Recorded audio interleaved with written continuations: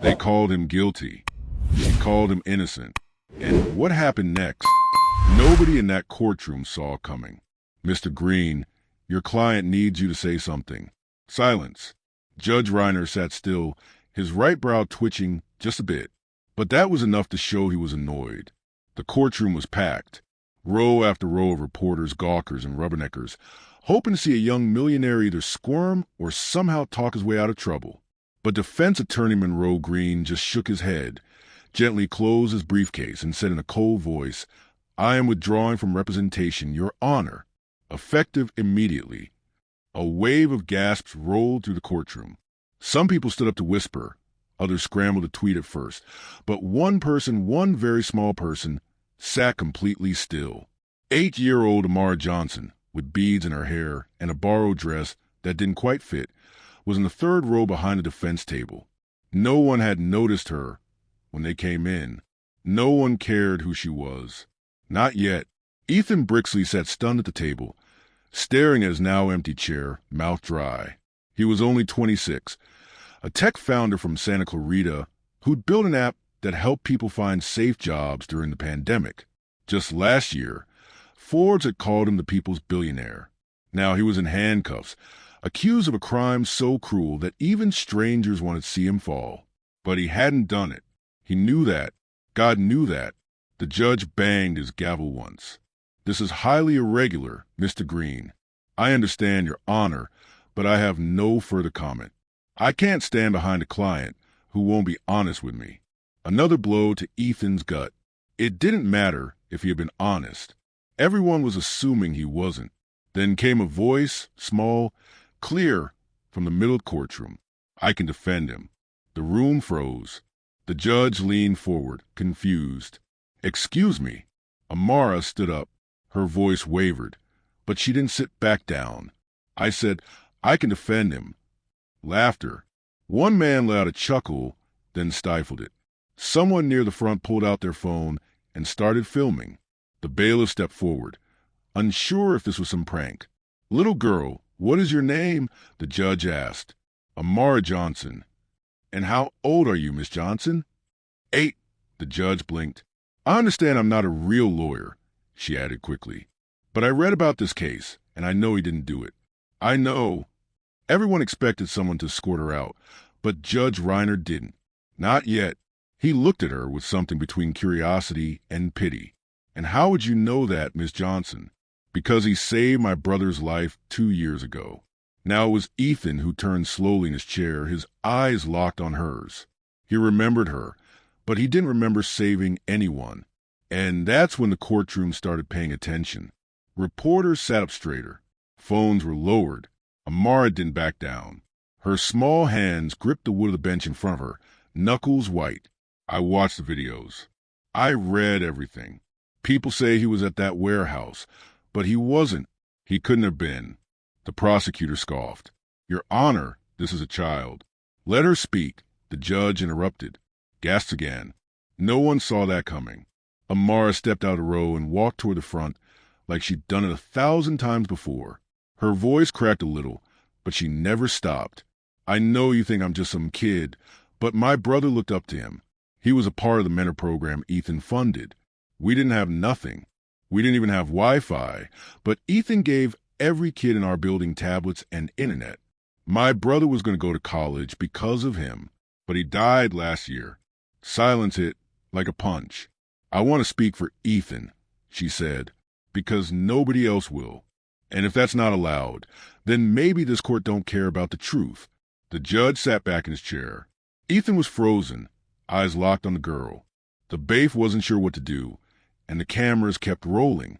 In just 3 minutes, the trial everyone thought they understood had completely changed. But what no one knew yet was that this little girl and this young millionaire were connected in a way even they hadn't figured out. They didn't throw her out of the courtroom. That surprised everyone. Judge Reiner let Amara sit on a bench near the front while the bailiff whispered frantically to the clerk. Meanwhile, the entire internet was watching a shaky live stream from someone's phone. A kid just stood up in court and said she'd defend a millionaire. That was clickbait gold, and it was everywhere. Ethan sat in silence, his wrists cuffed, eyes on the little girl who had just done something even his lawyer wouldn't. He wanted to thank her, but what could he even say? She didn't even know him, did she? Court will recess for 20 minutes, Judge Reiner said finally. His voice was firm, but there was curiosity under it now. And someone please get this child a guardian or parent before I violate a dozen laws. The gavel came down, and people started buzzing with questions as they filed out. But Amara didn't move. She just sat there staring at Ethan like she was trying to read his soul. 2 hours earlier, Amara's morning had started like every other. The one-bedroom apartment smelled like yesterday's fried chicken, and the TV was playing a rerun of a game show her grandmother loved. Grandma Joyce was asleep on the couch, oxygen tube in her nose, soft snores filling the air. Amara tiptoed around her. She had school in an hour, but she'd already decided she wasn't going. Not today. Today was important. She slipped on her faded denim jacket, grabbed a worn-out backpack she kept for show because inside wasn't homework or pencils. It was a spiral notebook stuffed with every article she'd printed out about Ethan Brixley. She'd spent weeks reading about him in the library, not because she had to, because she wanted to. Everyone else saw a rich guy who messed up. She saw the man who changed her brother Malik's life, at least for a little while. Malik was 17 when he joined that coding mentorship program. It gave him hope, a laptop, and a shot at something bigger than their block in East St. Louis. But then Malik was gone. A shooting outside a corner store took him away before he could even finish the program. Amara didn't blame Ethan for that. How could she? If anything, she felt like he was the only person who'd ever care about kids like Malik.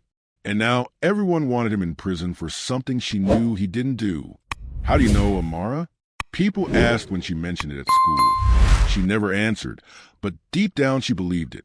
She believed in him more than anyone else believed in her. So she skipped school, walked to the courthouse, and sat in that gallery for hours just to see for herself. And when that lawyer gave up on him, something broke inside her. If nobody else was going to fight for him, then she would. Back in the courthouse hallway, chaos exploded. Reporters swarmed anyone who looked like they might know the kid. Amara kept her head down as a court officer led her into a small waiting room. "Sweetheart, who's your parent or guardian?" the woman asked gently. "My grandma. She's at home. You got a phone number for her?" Amara nodded, scribbled it on a scrap of paper, but when the officer called, there was no answer. Grandma Joyce slept hard when she was tired. Amara sat there, legs swinging until the door creaked open. And there he was, Ethan, still cuffed, escorted by 2 deputies, but looking straight at her. "You," he said softly, like he couldn't believe she was real. "Why would you do that?" Amara looked up at him and shrugged. "Because you didn't do it." Ethan blinked. "You don't even know me." "Yes, I do," she said simply. "You helped my brother." The deputies exchanged looks. "What's your name?" Ethan asked. "Amara." I'm sorry about your brother." Ethan whispered. "I didn't know." She nodded like she expected that. "You gave him something nobody else would. That means something." Before he could answer, the deputies pulled him back toward a side door. He looked like he wanted to say more, but couldn't. Amara sat there gripping her notebook, heart pounding. If the judge let her talk, she was ready. She'd memorized everything. Every date, every detail. She was going to make them listen. But what she didn't know was that stepping up for Ethan would put her right in the middle of a storm bigger than she could imagine. Before the handcuffs, before the courtroom, Ethan Brixley had everything. He wasn't born rich. Far from it. He grew up in Bakersfield, California, the son of a single mom who worked 2 jobs to keep the lights on. When he was 15, he fixed a broken laptop someone was throwing away. That old laptop started it all. By 19, he'd launched his first app from a dorm room in Fresno. By 24, he was a millionaire. By 26, the word billionaire floated around in headlines like a badge of honor he never asked for. They called him a prodigy. The media loved him. Investors wanted a piece of him. His company, Linkbridge, wasn't just an app.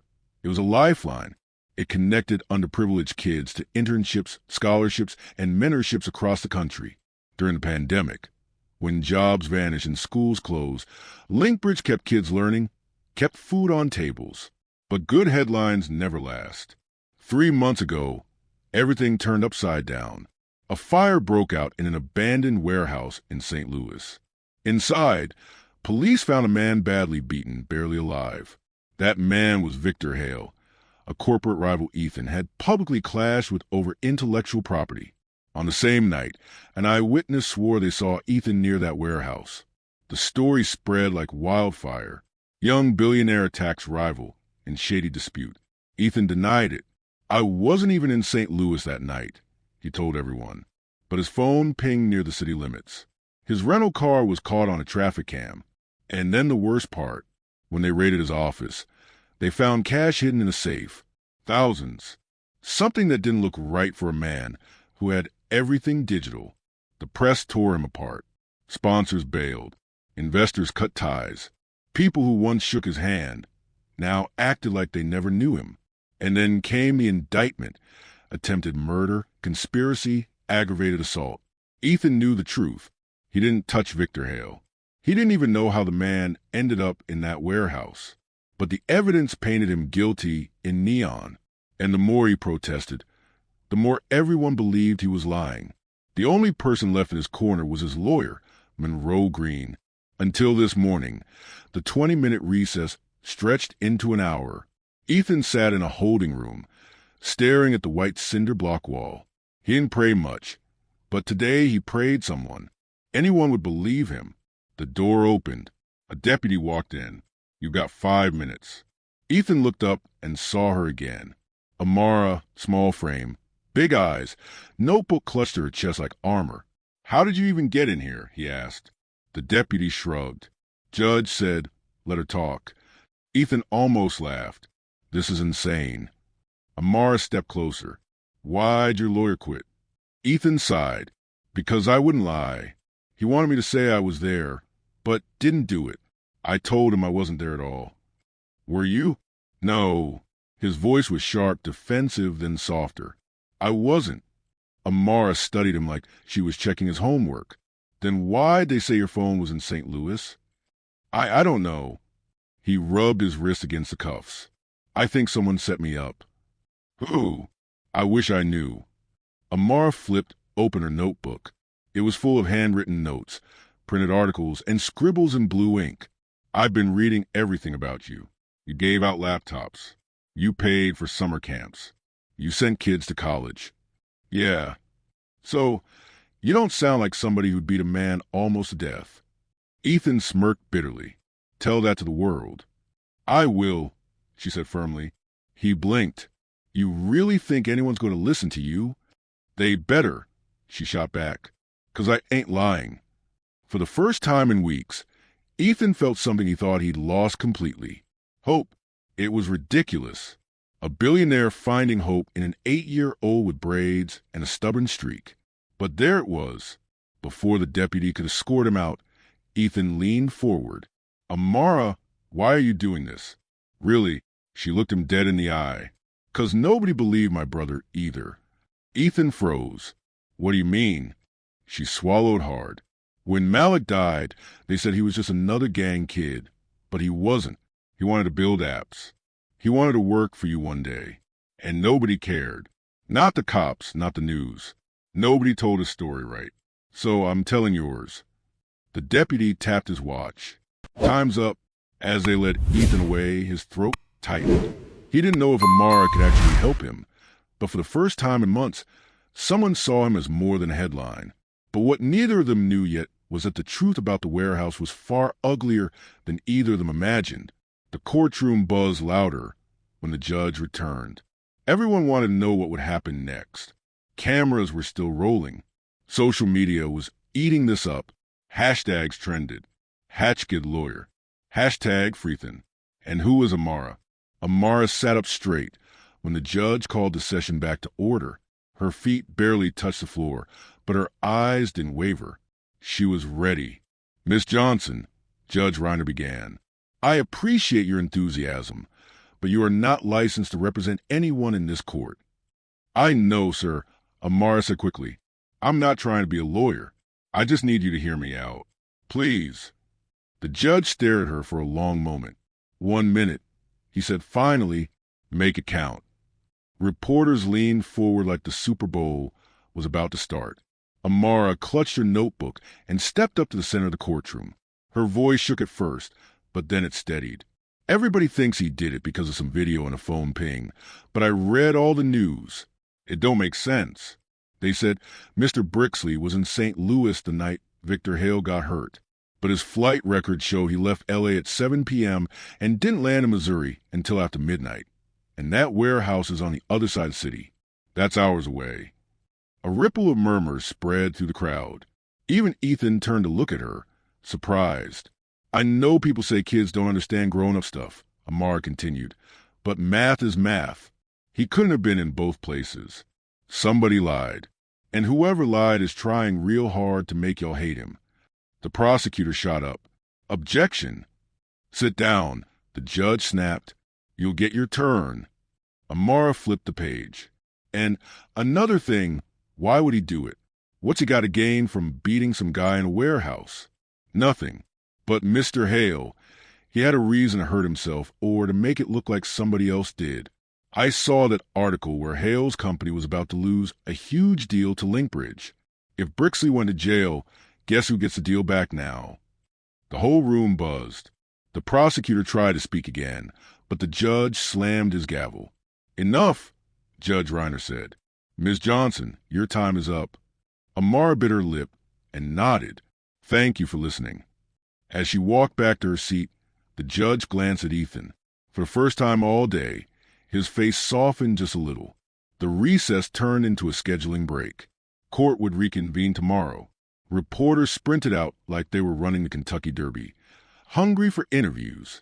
But Ethan didn't care about them. He only cared about the little girl now sitting quietly hugging her notebook like it held the world. Outside the courthouse, the sky turned a pale orange. The steps overflowed with news crews, flashing cameras, and people shouting questions. In the middle of it, Amara stood alone, scanning the crowd. She knew her grandma was probably worried sick, but she didn't have a phone. Then a voice called her name. Amara. She turned and saw a woman running toward her. Tall, tired eyes, hair pulled into a scarf. Grandma Joyce out of breath, but moving fast with someone with bad knees. Girl, what on earth? Joyce grabbed her by the shoulders, looking her over. You got the whole city talking about you. I had to. Grandma, Amara said softly. Nobody else was going to help him. Joyce sighed, rubbing her forehead. Baby, you can't just stand up in court like you Perry Mason. He didn't do it, Amara insisted. Joyce opened her mouth to argue, then shut it. Deep down, she knew that stubborn look. Amara got it from her mama. A man in a gray suit approached, holding a mic. Amara. Joyce. Channel 5 News. Can we get a comment? Joyce stepped in front of her. Not today. She grabbed Amara's hand and pulled her down the steps. They didn't notice the black SUV parked across the street. Inside, a man watched them through tinted glass, his face hidden under a cap. His phone buzzed. He answered with one word. Problem. That night, Amara sat on the edge of her bed, watching her grandma pace. The apartment felt even smaller, with all the noise coming from the TV. Every channel, replaying her courtroom speech like it was a movie trailer. Joyce stopped, pacing, and sat beside her. Baby, why? Does this matter so much to you? Really? Amara stared at the peeling paint on the wall. Because he cared about us. About Malik. Nobody else did. Joyce softened. You think helping this man going to bring Malik back? No, Amara whispered. But maybe it means he didn't die for nothing. Joyce sighed and hugged her. For the first time all day, Amara let the tears come. Across town, Ethan lay in a jail cell, staring at the ceiling. Amara's words replayed in his mind like a broken record. Somebody lied. He believed her. But who? His thoughts were cut short when a guard appeared at the bars. You got a visitor. Ethan frowned. At this hour, he sat up. The guard unlocked the door, and when Ethan walked into the visitor room, his blood ran cold, sitting there waiting for him was a face he thought he'd never see again. But what this man was about to say would turn everything upside down. Ethan froze at the sight of the man in the visitor room. Trevor, he whispered. Trevor.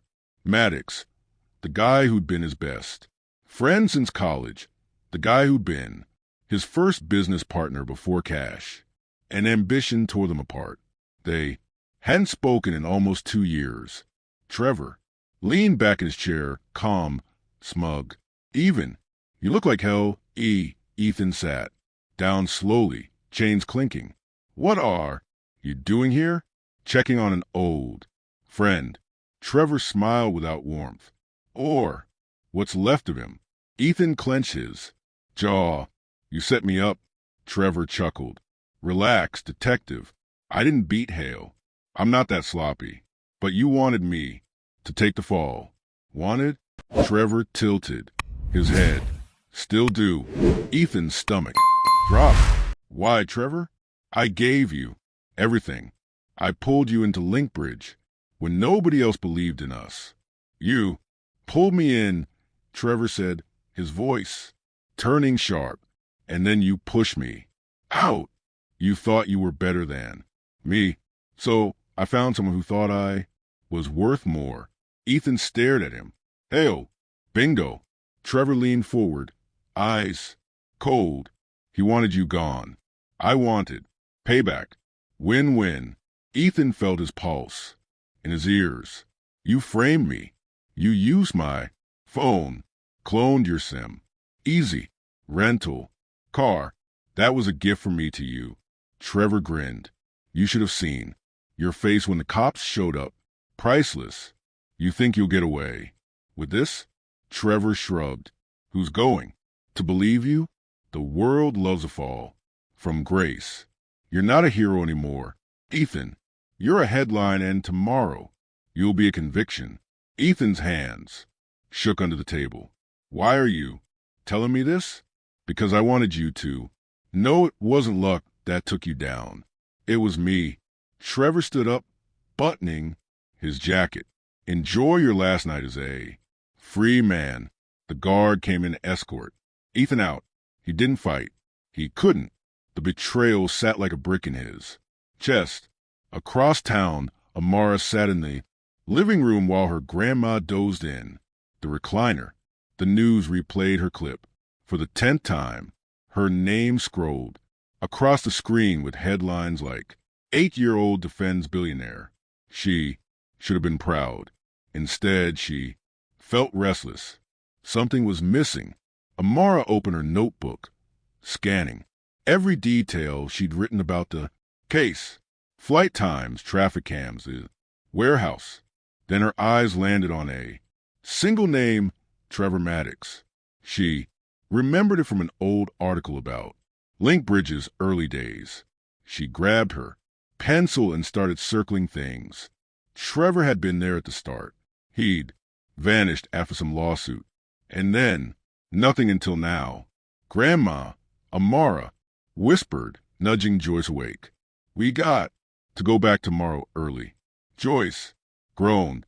Lord, child, you trying to get me a heart attack? I think I know who set him up. Joyce stared at her like she'd lost her mind. Amara, I'm serious. Grandma, if I'm right, this ain't just about Ethan. It's about people who think they can do whatever they want and nobody gonna stop them. The next morning, court was chaos. Reporters packed the steps like sardines.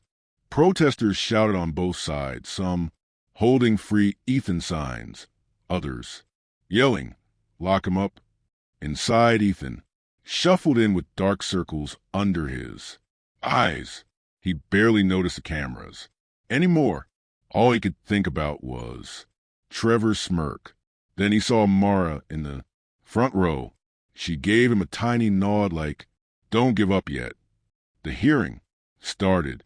The prosecutor stood smug and ready to close the coffin. Your Honor, he said, the evidence is clear. Phone records place the defendant near the scene. His financial motive. Objection. Every head turned. It wasn't a lawyer. It was Amara again. Judge Reiner slammed the gavel. "Miss Johnson, just let me show you one thing," she pleaded, waving her notebook.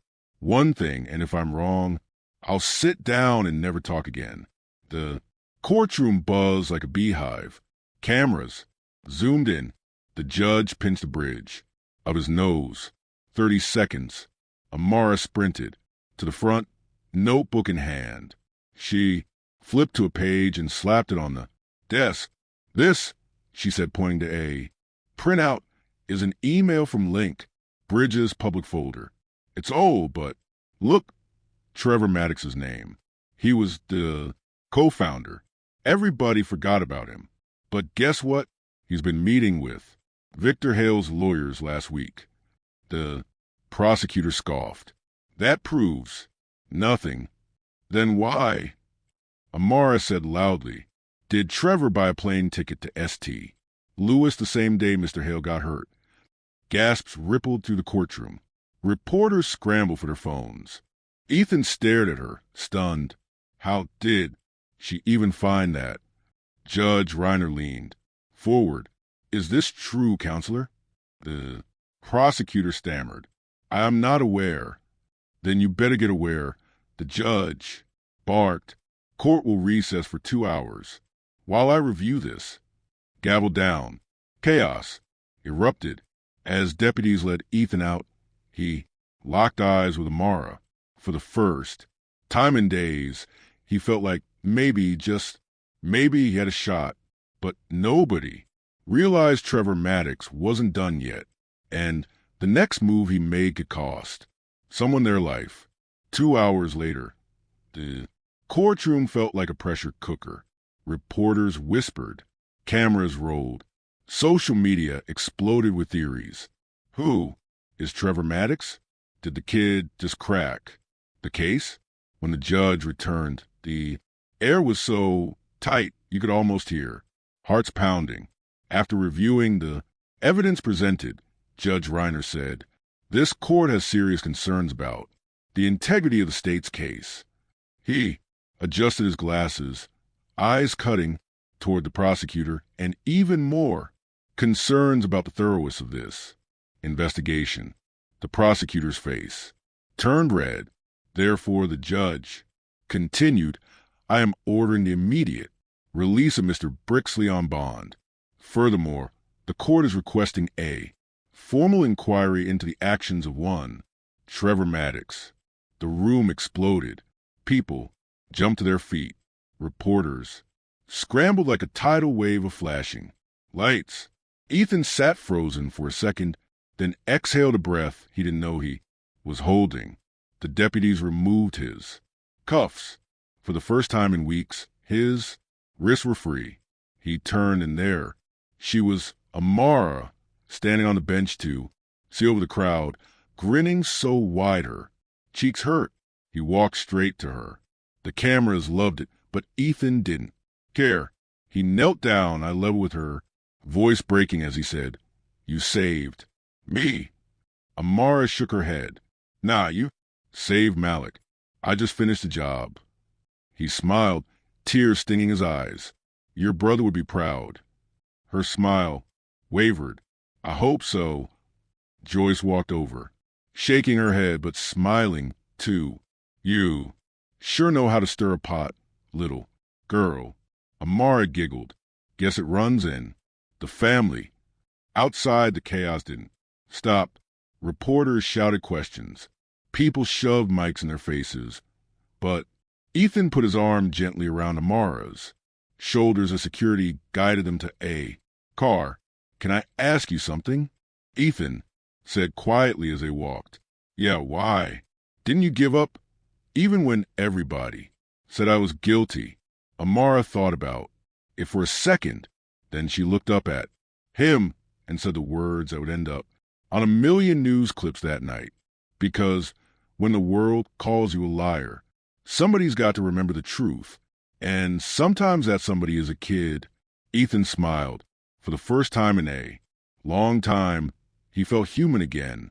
Not a Headline, not a scandal, just a man who got a second chance.